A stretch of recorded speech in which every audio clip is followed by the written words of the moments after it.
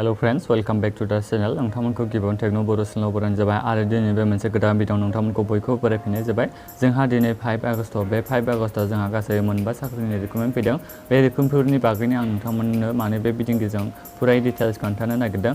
जायफोर बिथांमोना 80, 10, 12 एबा डिग्री फरायगासिनो दं बिथांमोना अनलाइन एबा अफलाइननि गोबां माने गासै मोनबा साख्रिनि रिक्रुटमेन्ट फैदों। बेखौ नोंथांमोना एप्लाइ अनलाइन खालामनो हागोन एबा अफलाइन खालामनो हागोन आरो आंनि मोनसेल' रिक्वेस्ट नोंथांमोना आंनि चेनेलखौ दासिमबो साबस्क्राइब खालामाखैबा चेनेलखौ साबस्क्राइब खालाम आरो लोगोसे बेल आइकनखौ दाबायनानै हो।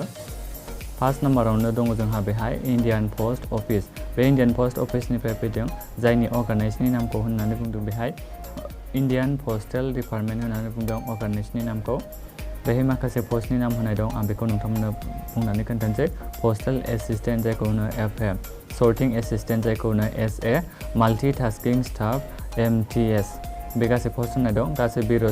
गासै नाम्बार अफ पस्टआ बिरस माने गोबां आरो पस्टआ बेहाय मेनसन खालामाखै बेसे बुरजा पस्टआ। सेलारि हिसाबै पस्टेल एसिस्टेन्ट FA सर्टिं एसिस्टेन्टनि थाखाय 25,000 to 81,000 नोंथांमोना मोननो हागोन सेलारि हिसाबै।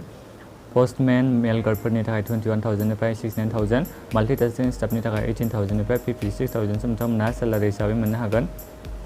क्वालिफिकेशना पस्टेल एसिस्टेन्ट, सर्टिं एसिस्टेन्ट, पस्टमेन मेल गार्डनि थाखाय 12th पास जानाय नांगोन, बिथांमोना अनलाइन एप्लाइ खालामनो हागोन। माल्टि टास्किं स्टाफ बिथांमोननि थाखाय नांगोननो 10th माने मेट्रिक पास जानाय जानांगोन। एजनि लिमिटआ जोंहा पस्टेल एसिस्टेन्ट, सर्टिं एसिस्टेन्ट, पस्टमेन मेल गार्डनि थाखाय 18 निफ्राय 27 इयार्सनि गेजेराव थानाय गासैबो एप्लिकेन्टआ एप्लाइ खालामनो हागोन। ओमफ्राय माल्टि टास्किं स्टाफनि थाखाय 18 निफ्राय 25 इयार्सनि गेजेराव थानाय गासैबो एप्लिकेन्टआ अफलाइन एप्लाइ खालामनो हागोन। नोंथांमोना एप्लिकेसन फिस हिसाबै 100 रुपिस होनांगोन गासिबो केन्डिडेटआनो। सेलेक्सना जोंहा मेरिट लिस्टनि बेसिसाव जागोन, एग्जाम जाया। एप्लाइ मडआ नोंथांमोना बेखौ अफलाइनसो खालामनो हागोन। सिगाङाव आं अनलाइन होफ्लांदोंबा अफलाइनसो नोंथांमोना बेखौ एप्लाइ खालामनांगोन। जबनि लकेसना हारियाना, इन्डिया। अफिसियेल वेबसाइट होनाय दं, नोंथांमोना बे अफिसियेल वेबसाइटखौ भिडिअ डिसक्रिपसनाव मोननो हागोन। बेहाय माखासे इम्परटेन्ट डेट्स होनाय दं। बे इम्परटेन्ट डेट्सनि लास्ट डेटआ माने जोंहा एप्लाइ अनलाइननि लास्ट डेटआ जोंहा 2 सेप्टेम्बर 2020। बे apply for remote areas 8 September 2020। नोंथांमोना बे इम्परटेन्ट लिंक्स माखासे होनाय दं, नोंथांमोना बे इम्परटेन्ट लिंक्सफोरखौ नोंथांमोना आंनि बे भिडिअ डिसक्रिपसनाव नोंथांमोना मोननो हागोन। ओमफ्राय नोंथांमोना बे एप्लिकेसन फर्मखौ डाउनलड खालामनानै फर्मखौ फिलआप खालामनानै नोंथांमोना एप्लाइ खालामनो हागोन। सेकेन्ड नाम्बार रिक्रुटमेन्टआ जोंहा IGI एभिएसन, बिनिफ्राय फैदों रिक्रुटमेन्टआ जायनि अर्गानाइजेशननि नामखौ होनो IGI एभिएसन। पस्टनि नाम होनाय दं बेहाय कास्टमार सार्भिस एजेन्ट, पस्टनि नामा कास्टमार सार्भिस एजेन्ट। गासै जोंहा बेनि थाखाय भेकेन्सि एबा टटेल पस्टआ दङ 590।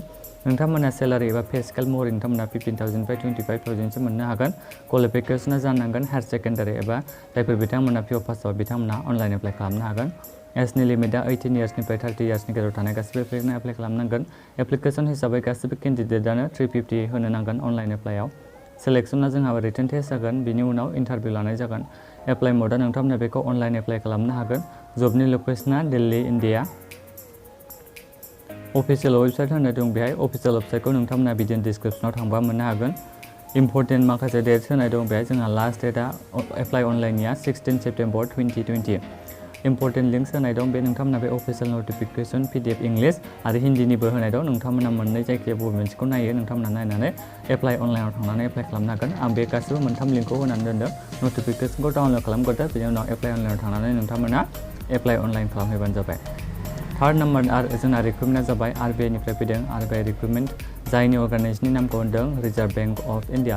बेहाय माखासे पस्ट नाम होनाय दं, नोंथांमोना बे पस्ट नामफोरखौ नायजोबबानो जाबाय। आं लिंकखौ होनानै दोनगोन भिडिअ डिसक्रिपसनाव। गासै पस्टखौ बेहाय मेनसन खालामाखै, जायखिया गोबां दं होनना बुंदों।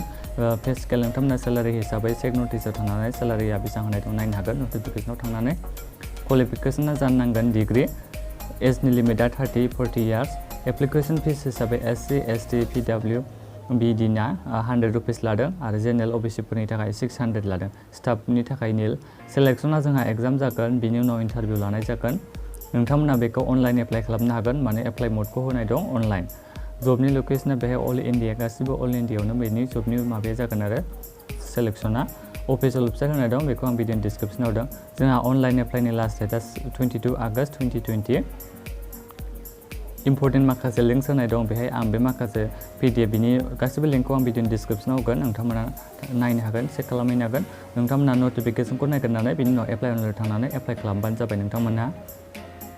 4 नाम्बार जोंहा रिक्रुटमेन्ट फैदों BOI रिक्रुटमेन्ट जायनि अर्गेनाइजेसननि नामखौ बेहाय होनानै दोनदों बेंक अफ इन्डिया माने BOI नि फुल फर्मआ बेंक अफ इन्डिया पस्टनि नामा अफिसार ओमफ्राय मोनसेया क्लार्क गासै भेकेन्सिया बेहाय गोबां होनानै दोनदों गासैया मेनसन खालामाखै बेसेबां अफिसारनि सेलारिया नोंथांमोना 27,000 मोननो हागोन क्लार्कनिखौ 11,000 नोंथांमोना सेलारि हिसाबै मान्थलि मोननो हागोन क्वालिफिकेसना अफिसारनि थाखाय जानांगोन डिग्री एबा ग्रेजुवेट जानांगोन क्लार्कनिया जायफोर बिथांमोना मेट्रिक पास एबा 10th पास बिथांमोनानो एप्लाइ खालामनो हागोन एजनि लिमिटआ बेहाय होनाय दं जायफोर बिथांमोना 18 इयार्स जाबाय बिनिफ्राय 25 इयार्सनि सिङाव थानाय गासैबो एप्लिकेन्टआ एप्लाइ खालामनो हागोन एप्लिकेसन फिस हिसाबै जेनेरेलफ्रा 200 होनांगोन SC ST नि थाखाय 50 रुपिस 50 थाखा होनांगोन नोंथांमोना एप्लाइआव सेलेक्सना इन्टारभिउ लानाय जागोन एग्जाम जाया एप्लाइ मडआ नोंथांमोना बेखौ अनलाइन एप्लाइ खालामनो हागोन जबनि लकेसना अल इन्डिया अफिसियेल वेबसाइट होनाय दं बेहाय नोंथांमोना भिडिअ डिसक्रिप्सनाव थांनानै बेखौ बे अफिसियेल वेबसाइटआव थांनो हागोन लास्ट डेटआ जोंहा अनलाइन एप्लाइनिया 16 आगस्ट 2020 इम्पर्टेन्ट माखासे लिंक्स होनाय दं बेहाय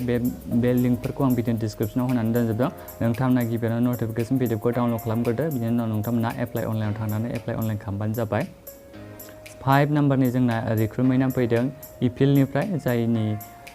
इपिएलनिफ्राय फैदों माने जायनि माबाखौ अर्गानाइजेसननि नामखौ होनदों इन्जिनियारिं प्रजेक्ट इन्डिया लिमिटेड बिनि फुल फर्मआ बे आरो पस्टनि नामा ग्रेजुवेट एप्रेन्टिस होनना बुंदों बेहाय गासै भेकेन्सिया बेसेबां दं बेखौ खोन्थायाखै जायखिया गोबां दं आरो सेलारि हिसाबै नोंथांमोना 10,000 पार मान्थ मोननो हागोन क्वालिफिकेसना जानांगोन इन्जिनियारिंआव नोंथांमोना डिग्री थानांगोन अब्लासो नोंथांमोना बेखौ एप्लाइ खालामनो हागोन एजनि लिमिटआ 18 to 30 इयार्सनि गेजेराव थानाय गासैबो एप्लिकेन्टआ एप्लाइ खालामनो हागोन एप्लिकेसन फिस हिसाबै नोंथांमोना बेहाय जेबो फिस होनांगौनि गोनांथि गैया सेलेक्सना नोंथांमोना बेहाय इन्टारभिउ लाग्रोनाय जागोन एग्जाम जाया इन्टारभिउ लाखांनायनि उनावनो नोंथांमोनखौ सेलेक्सन खालामगोन एप्लाइ मडआ अनलाइन जबनि लकेसना होनाय दं दिल्ली इन्डिया बेहाय अफिसियेल वेबसाइट होनाय दं बे अफिसियेल वेबसाइटखौ आं भिडिअ डिसक्रिप्सनाव होनानै दोनदों नोंथांमोना चेक खालामहैनो हागोन इम्पर्टेन्ट डेट्स माखासे होनाय दं एप्लाइ अनलाइन जोंहा लास्ट डेटआ 20 आगस्ट 2020 अफिसियेल नटिफिकेसन पिडिएफ नोंथांमोना बेखौ भिडिअ डिसक्रिप्सनाव मोननो हागोन नोंथांमोना बे नटिफिकेसनखौ नायग्रोनायनि उनाव एप्लाइ अनलाइनाव थांनानै एप्लाइ खालामबानो जाबाय मानोना जोंहा माने नटिफिकेसनखौ नायग्रोबासो माबायदि डकुमेन्ट्सखौ बेसेबां साइजनि नांगौ मा आपल'ड खालामनांगौ बेखौ मिथिनो मोनो नालाय बेनिखायनो नोंथांमोना नटिफिकेसनखौ डाउनलड खालामग्रोबानो जाबाय गासिबनिखौबो बेनि उनाव नोंथांमोना अनलाइन एप्लाइआव थांनानै एप्लाइ खालामनो हासिगोन आरो आं बेनि लिंकखौ गासिबो होनानै दोनजोबदों नोंथांमोना जायफोर बिथांमोना बबेबा मोनसे बे मोनबानि गेजेराव एलिजिबल दंबा नोंथांमोना एप्लाइ खालामबानो जाबाय बेनोमोन दिनैनि थाखाय जबनि निउसआ भिडिअखौ शेयार खालाम लोगोफोर ओमफ्राय चेनेलखौ साबस्क्राइब खालामना होबानो जाबाय गोजोन्थों लोगोफोर दिनैनि थाखाय